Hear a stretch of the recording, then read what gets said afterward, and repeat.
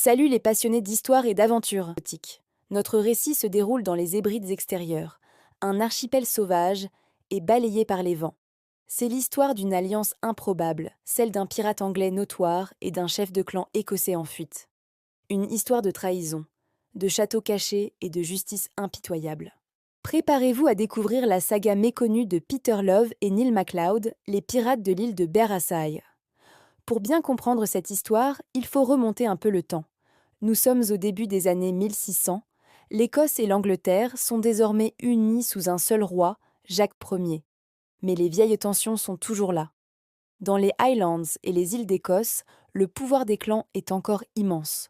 Le gouvernement central d'Édimbourg peine à imposer son autorité sur ses chefs fiers et indépendants. C'est dans ce contexte que notre premier protagoniste entre en scène, Neil MacLeod. Neil n'était pas n'importe qui, il appartenait au clan MacLeod de Lewis, l'un des clans les plus puissants des Hébrides. Mais sa famille était en pleine guerre civile. Son propre frère, Rory Moore, l'avait trahi et s'était allié avec le clan Mackenzie pour prendre le contrôle de l'île de Lewis.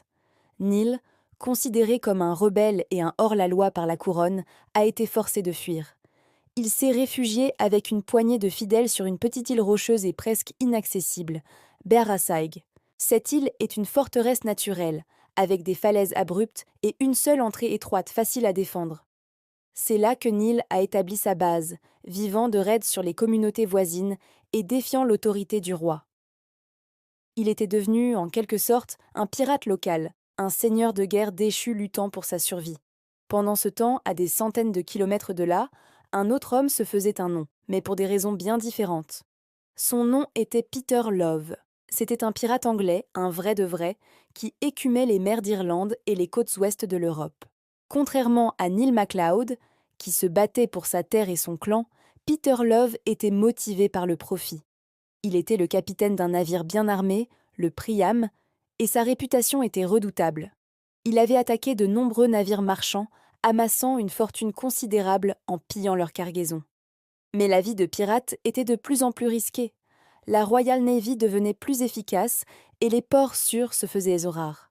Peter Love cherchait un refuge, un endroit discret où il pourrait réparer son navire, compter son butin et planifier ses prochains coups en toute tranquillité. Et c'est là que le destin, ou plutôt le hasard, va réunir ces deux hommes que tout opposait. En 1610, alors qu'il naviguait dans les eaux écossaises pour échapper à ses poursuivants, Peter Love et son navire, le Priam, tombent sur l'île de Berasai. Imaginez la scène. Un navire pirate lourdement armé qui découvre la forteresse secrète d'un chef de clan rebelle. La tension devait être à son comble. Mais au lieu de s'affronter, les deux hommes ont vu une opportunité. Neil MacLeod avait besoin de puissance de feu et d'un navire capable de frapper plus loin et plus fort. Peter Love, lui, avait besoin d'une base imprenable, d'hommes connaissant parfaitement les eaux locales et d'un allié puissant dans la région. Une alliance fut scellée. L'Anglais et l'Écossais, le pirate de carrière et le seigneur déchu, unirent leurs forces. C'était un partenariat gagnant-gagnant. Peter Love a apporté son navire, ses canons et son expérience de la piraterie en haute mer. Neil MacLeod a fourni la base secrète de Berasai, des guerriers loyaux et une connaissance inégalée des côtes, des courants et des cachettes des Hébrides. Ensemble, ils sont devenus la terreur de la région. Leur base sur Berasai était parfaite. L'île était si bien fortifiée qu'on disait qu'une poignée d'hommes pouvait la défendre contre une armée entière.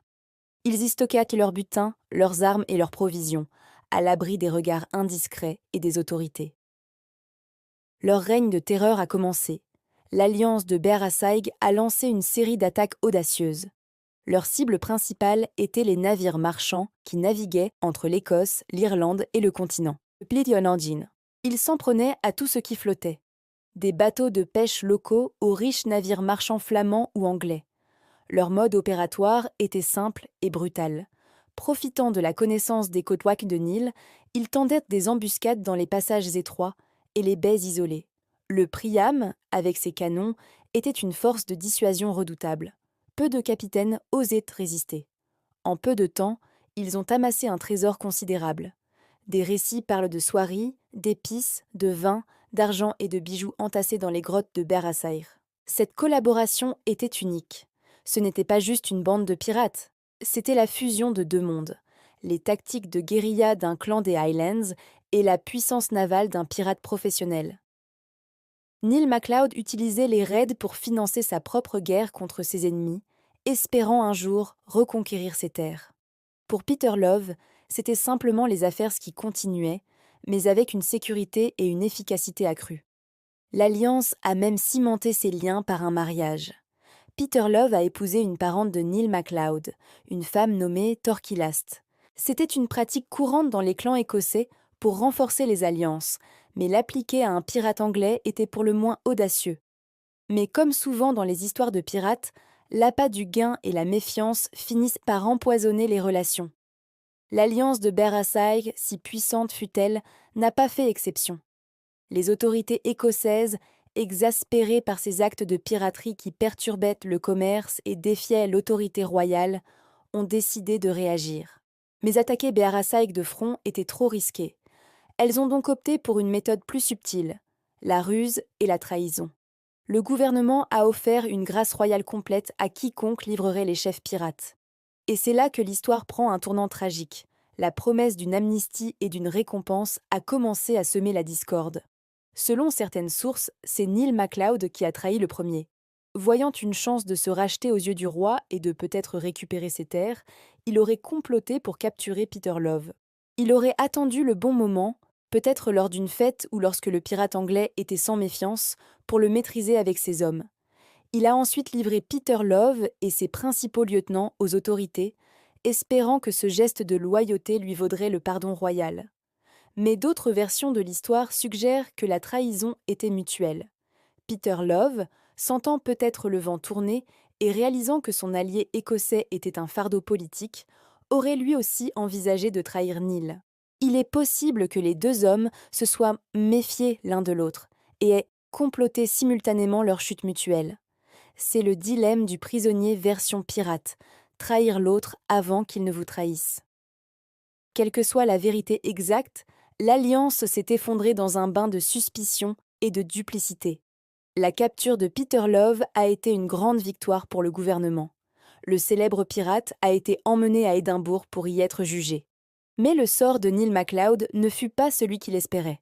Sa trahison ne lui a pas valu le pardon tant convoité. Pour le roi et ses conseillers, Neil restait un rebelle, un traître à la couronne qui avait défié leur autorité pendant des années. Son acte de livrer Peter Love était perçu non pas comme un signe de loyauté, mais comme une tentative opportuniste de sauver sa propre peau. Il fut donc traqué à son tour.